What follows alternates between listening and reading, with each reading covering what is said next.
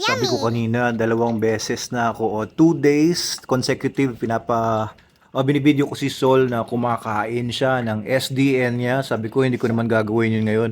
Pero ang sarap ng kain ni Sol yo, kaya hindi ko mapigilan yung sarili ko kundi i-video siya. Ayan. Tapos napansin ko, tingnan niyo, pansin niyo guys yung SDN, dark yan. And walang artificial colorings yan. Walang artificial flavoring yan. Kung ano yung naamoy at nakikita nyo, that's kung ano talaga yung kulay ng nung raw materials, nung ingredients niyan. And dahil maitim yan, dahil sa beef, no? Beef meal. And hindi lang beef yan. Ang kulay ng beef, 'di ba? Kung bibili kayo ng beef sa palengke, ay dark red. Pero ito, darker pa ito kasi tinanggal pa yung tubig. 'Di ba? Dehydrated meats yan. Meat meals or beef meal. Ayan, kita nyo. Kaya guys, maraming mga nagtataka, bakit daw kapag nag-shift sila sa SDN ang pinapakain nila sa dog nila, lalo na SDN 42 or 42 beef, ay ang itim daw ng poops ng aso nila. Normal yun guys, kasi pag maitim yung kinakain, syempre maitim din ang ipopoops. Kasi marami nasanay na doon sa mga nagpapakain ng mga dog food na maraming fillers, no? Maraming mga dog food kasi kahit yung mamahalin, mga imported, akala nyo social, pero kung babasahin nyo yung ingredients list, puro grains pala. Oo, ano bang kulay ng corn? Ano bang kulay ng soya? Ano bang kulay ng darak, ng trigo? Di ba light colors yung mga yon? Hindi yan kagaya ng beef na talagang dark. Kaya pag nasanay ka na nagpapakain ng mga dog food ng mga cheap or mga poor quality, sanay ka na makita yung poops ng aso nyo, medyo light colored, light brown, or medyo brown lang. Pero pagka SDN talaga, dark brown. Kasi mataas yung pigments ng iron pigments, kagaya ng hemoglobin and myoglobin doon sa meats.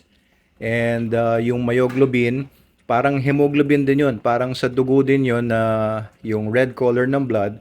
Pero yung myoglobin, yun po yung kapag kakain kayo ng steak, medyo makikita nyo parang akala nyo may dugo-dugo pa. Hindi dugo yun, myoglobin yun. Kaya kapag nag-order kayo ng steak na medyo rare or medium rare, ganon, may konting dugo-dugo pa, ay hindi dugo yun. Yun ay myoglobin. Yun, naubos ka agad ni Sol. Actually, nag-overfeed ako sa kanya ngayon. Parang 450 grams to 500 grams yun. Tinansya ko lang. Ayan, sabi ko kasi kagabi, lakas ng kain ni Sol. Baka period niya na ngayon na kailangan niyang kumain ng mas marami para kasi nag-adult na ito si Sol eh. And syempre, pag nagbibinata, mataas ang metabolismo. Mataas ang metabolismo pag nagbibinata, lalo na pag in love. In love ka na ba? Yung mga sinisilip-silip mo sa labas. Ay, si Lolo Logan, biglang lumapit kasi lumapit si Sol doon sa portion na binigay ko sa kanya. Ayan, sige kain ka lang dyan, Lolo Logan, ha? Dito lang kami ni Sol. Sol, di ka. Di ka dito, Sol. So, naka-anim na videos ako kanina. Kasi gagawin kong goal starting today na maglalabas ako ng at least 5 videos, iba-ibang mga topics para maraming mga matutunan, lalo na yung mga nagtatanong. Marami akong mga ma-share na knowledge sa inyo. So please, kung na-appreciate nyo, follow nyo and share nyo yung mga videos natin, pati yung channel, paki-promote mo para mas marami pang makinabang. Ayan. Oo, ayan ganda na talaga ng lapad ng mukha ni Sol.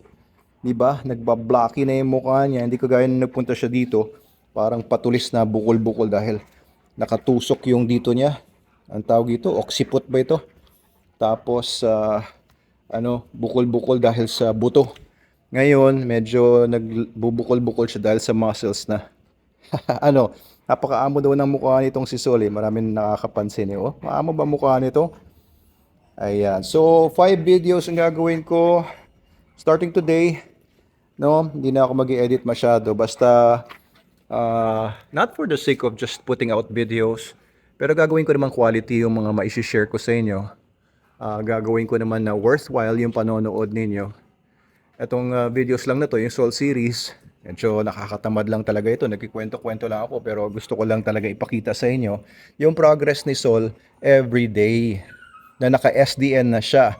simula nung pagdating niya dito. So today is day 91. Oo, day 91 na ba ngayon, Sol? Or day 92 na? Oo, day 92. Hindi ko siya natimbang kanina. I know I'm supposed to weigh him kanina, pero hindi ko nagawa. Kasi kanina nakabihis ako umalis kami kanina. Kasi pagbubuhatin ko to, naku, kailangan ko na naman maligo, magpalit ng damit.